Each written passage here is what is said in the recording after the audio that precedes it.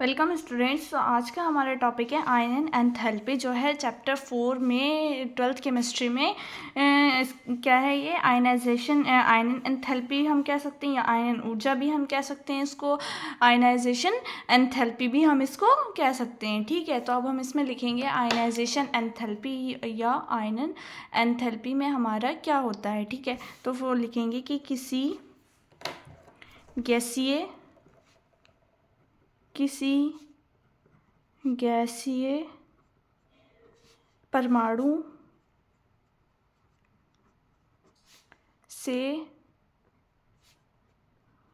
उसकी आध अवस्था, मतलब आधी अवस्था में बाह्यतम कोश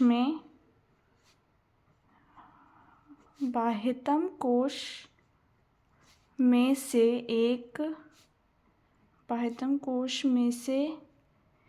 एक इलेक्ट्रॉन पूर्ण रूप से बाहर निकलने के लिए, मतलब कि बाह्यतम कोश मतलब कौन सा होता है? सबसे बाहर वाला जो हमारा कोश होता है, उसमें से एक इलेक्ट्रॉन पूर्ण रूप से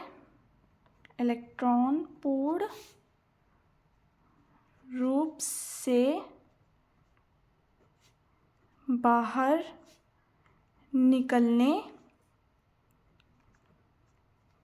के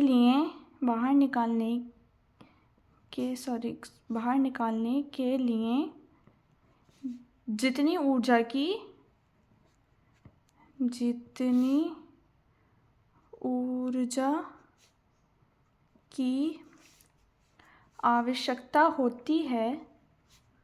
जितनी ऊर्जा की आवश्यकता होती है, ठीक है, तो वह क्या होती है? हमारी आयनन एंथैल्पी या आयनन ऊर्जा, वो हमारी आयनाइजेशन एंथैल्पी होती है। ठीक है, जितनी हमें बाह्यतम कोश में जो होता है इलेक्ट्रॉन पूर्ण रूप से बाहर निकालने के लिए हमें जितनी ऊर्जा की हमें जो होती है ज़रूरत होती है, वो हमारी क्या कहलाती है? आयनन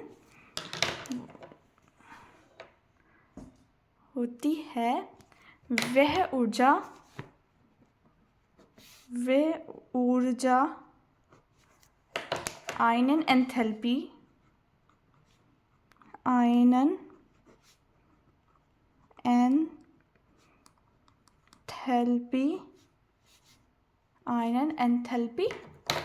कहलाती है। ठीक है, क्या कहलाती है? आयनन एंथैल्पी कहलाती है।